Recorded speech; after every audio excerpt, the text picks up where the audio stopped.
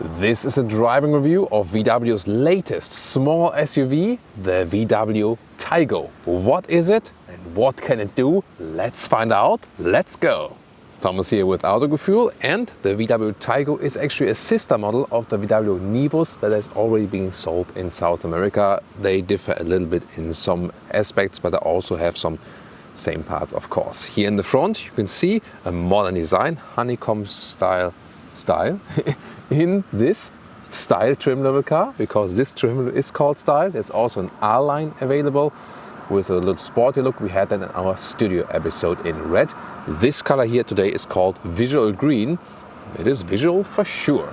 Headlamps come standard with LED, optional the IQ light, so matrix LED is even available here for this very segment. And depending on which trim you pick, it starts below 20,000 euros in Germany. If you go, higher trim, all the options and so on, biggest engine and so on, then you can land up something below 30,000 euros. So indeed, this is rather a car from the lineup which is more affordable.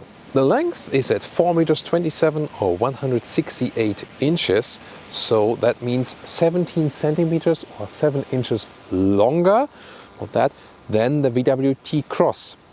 It's also a small SUV. And as for the seating position, this one here sits between Polo and T-Cross. So it's Polo, Taigo, T-Cross, as how high you go. So is it more crossover? Is it already an SUV? I'll leave that up to you. I would rather say crossover, right? Here also with crossover wheel arches, 17 to 19 inch wheels. These here are the biggest 19 inch wheels and style trim level, but you can also get here this black contrast here, for example, and also then the roof in black, and really some fresh, interesting colors. This color indeed is interesting. As for show off, it's nice. For everyday driving, maybe something else. And here you have this rather falling roofline, giving it more kind of like a already SUV coupe shape. MQB A0 is the platform. Again, that means sharing it with the Polo and the T-Cross both, and also with the Skoda and Seat siblings in this very segment. Here, modern light strip all the way across the vehicle, very beautiful and elegant design, and more crossover look in the lower part. And yeah, glad to find no fake exhaust here, but on the R line model, there the Autogefühl fake exhaust police had a major job. This is the car key, one of the classic ones, and yeah, good to have that one. Door closing sound. Okay, heard it better, but also heard it worse. Here at the inside of the doors, this is sadly hardback, and then, wow, this fitting to the exterior color, that interior. It's a really great idea. It's not my favorite color, but it's a great idea to have the fitting interior to the exterior. However, you can also go for a more subtle interior style. And I think these seats look really great. And again, if you want it more subtle, more on the black style, it's also available for the style trim. You can go for 3 different color options for the seats. The seats themselves, they already look comfortable, and I think a beautiful job they've done here with the fabric and also with the bright leather red. Steering wheel looks modern and fresh, and at the same time you still have the hard buttons here, left side for the cruise control and right side then to control the digital instruments. Good, they kept it with that. It's a small vehicle, but already offers you a very decent seating comfort, so that's the one thing I appreciate almost most. So especially here in these seats, the base seats are a little bit, less sophisticated, but they here are actually a little bit better already, and they've got side bolstering, and you feel like you would be in a bigger vehicle. And considering my size, 1.86 6'1", still enough headroom left. And once again, for such a size, rather small vehicle, great seating comfort. Interior overview with a simple layout. Steering wheel, by the way, up, down, in, out, easy process. Left side, you get 2 sizes of digital instruments. That's a little bit confusing actually. So it starts here with 8 inch and then optional 10.25 inch. And on the right side, 6.5, 8 inch, and then here the 9.2 inch, the biggest one. This one does not have any buttons left. The 8 inch one would have the volume knob and the zoom in, zoom out knob, so I would rather stick with the 8 inch one then. Once again, here this green decal element, you can also get it in the more subtle style that's possible. Infotainment system, this is the Apple CarPlay integration. Android Auto and Apple CarPlay both also wireless connection is possible.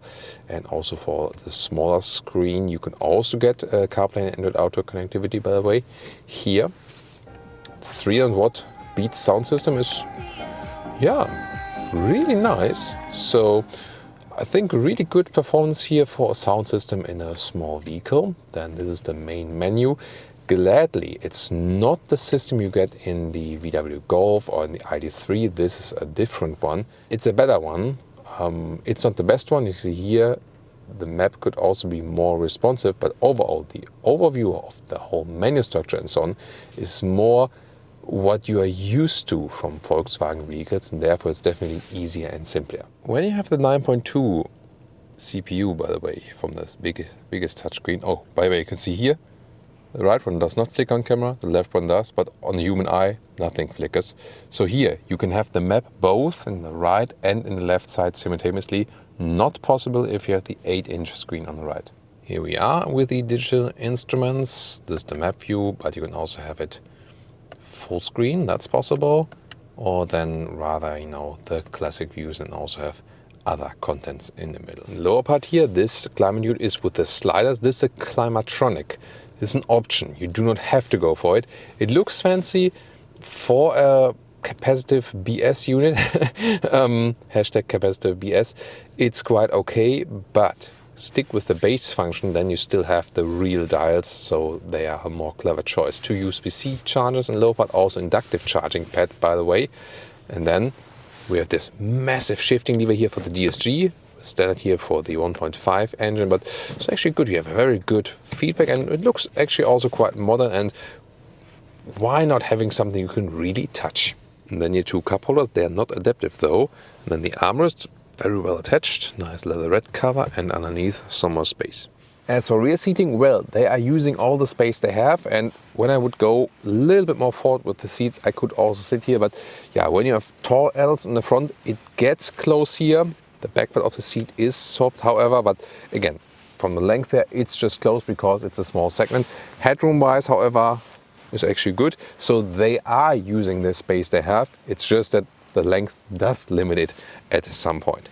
2 USB-C chargers here in the rear, by the way.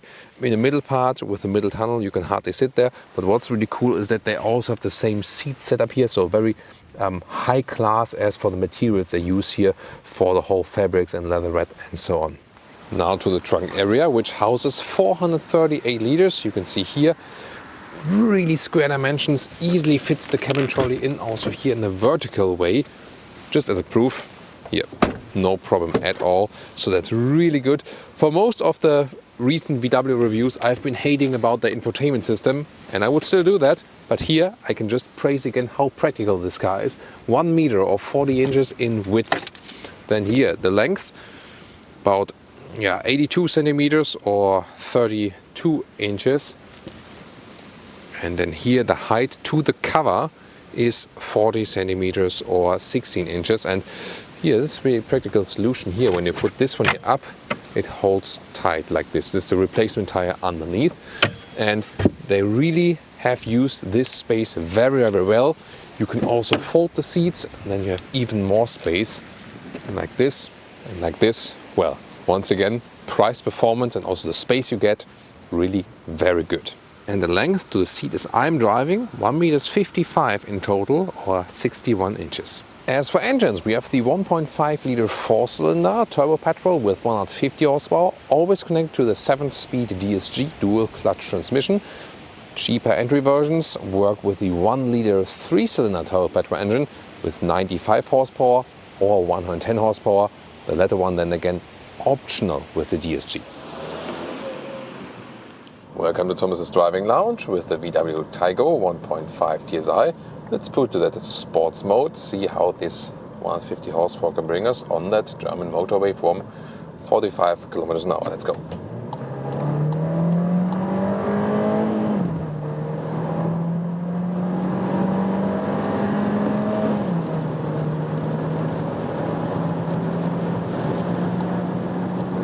...150 kilometers an hour. Yeah, I think that's shabby enough for this one. racings with the Taigo. Yay! Well, not too bad at acceleration. Of course, wind noise picking up right now, but considering for this segment, it's also not too bad. Here, also quite stable on the road. So suspension here is not adaptive in this segment here, not available. But still, good compromise. It feels very nice and agile on the road. Steering is crisp and agile and also has no dead zone area or something. And let's put to a normal autobahn speed. Let's say like around 20 kilometers an hour, like 70 miles an hour. Here also wind noise are somewhat okay. Of course, you have to consider the price and the segment. And it's really not an expensive vehicle. That's the good thing for that. And for that, even here the performance at high speed is really, really good. So that's one first nice aspect definitely about it. Also very good at how we can tune the brakes.